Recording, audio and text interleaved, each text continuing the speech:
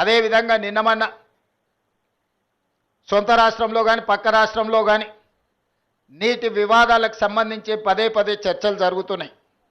నేను ఈ వేదిక మీద నుంచి ఈ రాష్ట్రంలో ఉండి పక్క రాష్ట్రంలో రాజకీయ పార్టీలలో ఉన్న ప్రజాప్రతినిధులకు ఒక సూచన చేయదలుచుకున్నా, ఒక విజ్ఞప్తి చేయదలుచుకున్నా. మీకు పంచాయతీలు కావాలన్నా నీళ్లు కావాలన్నా అని ఎవరైనా నన్ను అడిగితే తెలంగాణ రాష్ట్రానికి నీళ్లు కావాలని నేను కోరుకుంటా. మీకు వివాదాలు కావాలన్నా మీకు పరిష్కారం కావాలన్నా అంటే నేను పరిష్కారం కోరుకుంటా.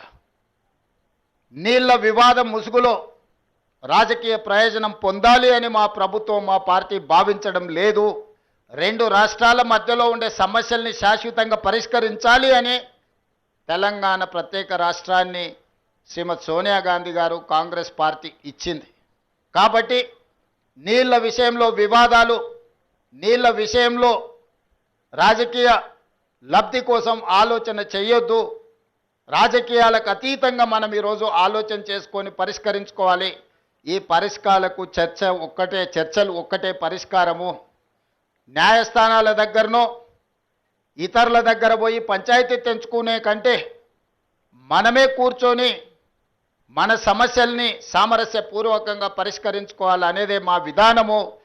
పక్క రాష్ట్ర ముఖ్యమంత్రి గారికి నేను విజ్ఞప్తి చేస్తున్నా, కృష్ణా నదిలో ఉన్న మా పాలమూరు రంగారెడ్డి ఎత్తిపోతలు కావచ్చు, మా కల్వకుర్తి లిఫ్ట్ ఇరిగేషన్ కావచ్చు, మా డిండి ప్రాజెక్టు కావచ్చు, మా ఎస్ఎల్బిసి భీమా నెట్టంపాడు ప్రాజెక్టులు కావచ్చు, ఉమ్మడి రాష్ట్రంలోనే మంజూరైన ప్రాజెక్టులు.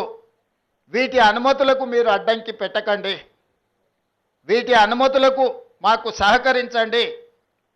ఉమ్మడి రాష్ట్రంలో ఉన్నప్పుడే మంజూరైన ఈ ప్రాజెక్టులకు ఆంధ్రప్రదేశ్ రాష్ట్రం నుంచి అభ్యంతరాలు రావడం వల్ల ఎన్విరాన్మెంట్ క్లియరెన్సులు కానీ సిడబ్ల్యూసి క్లియరెన్సులు తెచ్చుకోవడంతో మాకు సమస్యగా మారింది. ఇవి రాకపోవడం వల్ల మాకు రావాల్సిన బ్యాంకుల నుంచి రుణాలు కానీ కేంద్ర ప్రభుత్వం అందించాల్సిన సహాయం కానీ యాక్సిలరేటెడ్ ఇరిగేషన్ బెనిఫిషియరీ ప్రోగ్రాంలో కేంద్ర ప్రభుత్వం 60% నిధులు ఇవ్వడానికి అవకాశం ఉన్న ప్రాజెక్టులు మాకు రావడం లేదు. దాంతో మాకు తీరని ఆర్థిక భారం మా రాష్ట్రం మీద పడుతుంది. ఇవన్నీ కూడా మీరు సహకరించండి. మీకేమైనా సమస్యలు ఉంటే కూడా మేము సానుకూలంగా ఆలోచన చేస్తాం.